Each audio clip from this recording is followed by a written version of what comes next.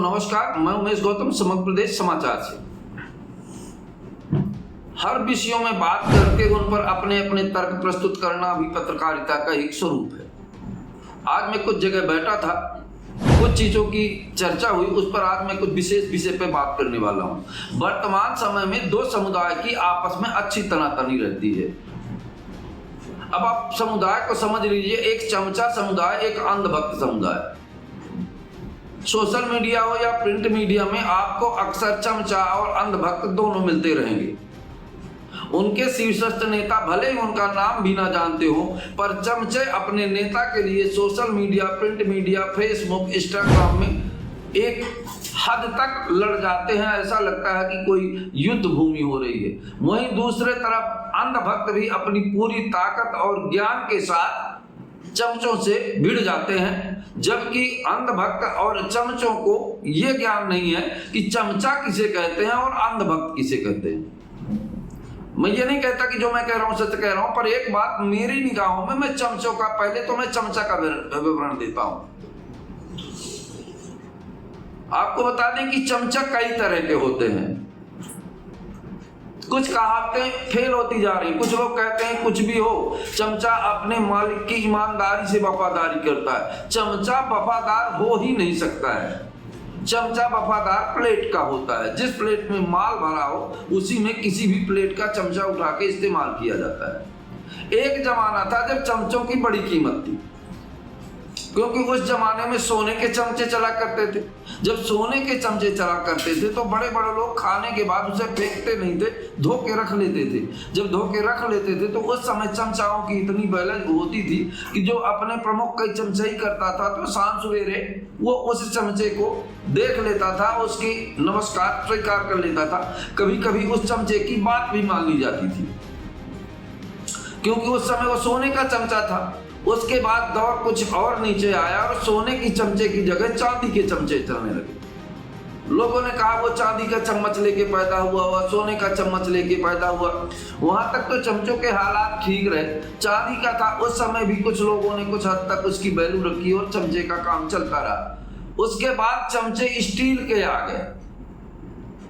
Steel के चमचे के आने के बाद वो जिस मालिक के यहाँ रहते थे, कभी कभी धार इतनी तेज होती थी कि खाते वक्त वो चमचा जीभ में भी लग जाता था। इसलिए लोगों ने चमचे का उपयोग थोड़ा सा कम किया। उसके बाद चमचों का एक बड़ा दौर चला।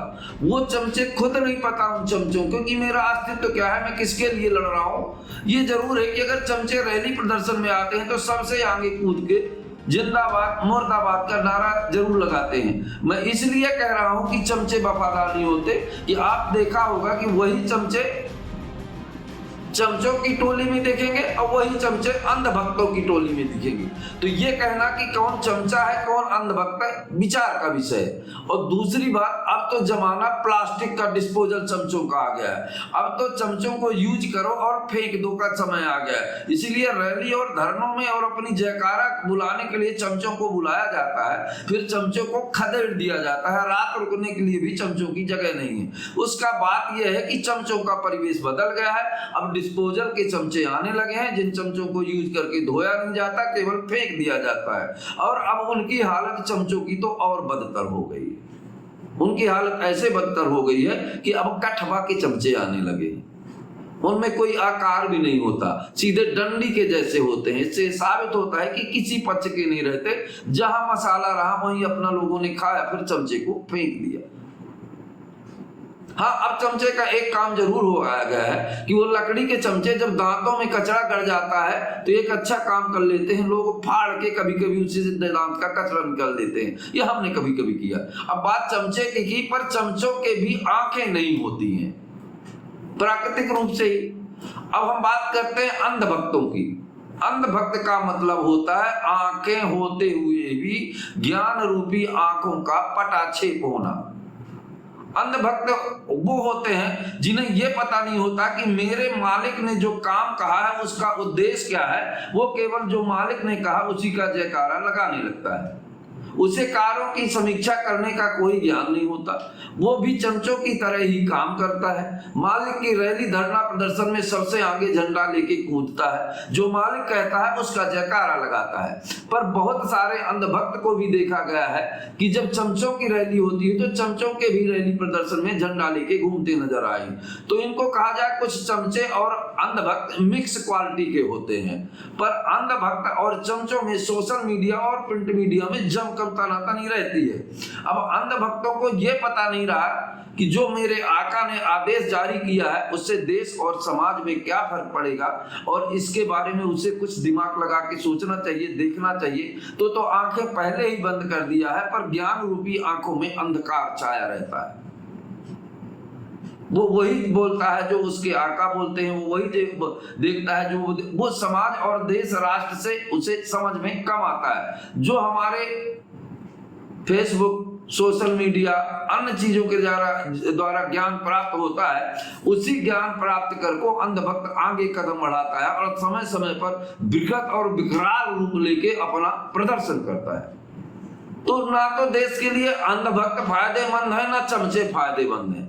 हाँ, राजनीतिक लोग इनका समय समय पर उपयोग करते हैं, बड़ा सुंदर उपयोग करते हैं। पर मैं तो ये कहूंगा कि दोस्तों नमस्कार, ये कहना चाहता हूं कि ना तो चमचे बने ना अंधभक्त बने, देशभक्त बने, जिससे देश की जरूरत है। देश के आज अंतरिम हालात बहुत खराब है। मेरा अंधभक्त और चमचों से दोनों से सवाल है कि ये बताइए कि जो देश में भ्रष्टाचार रूपी दानव प्रचंड रूप में आ गया है, तो आप लोग अपनी आंखें खोलिए, चमचे आप फिर से चांदी के चमचे बनिए और इस भ्रष्टाचार के विरोध में खड़े होइए और राष्ट्र और देश धर्म की जयकारा करिए, सनातन धर्म की जयकारा करिए।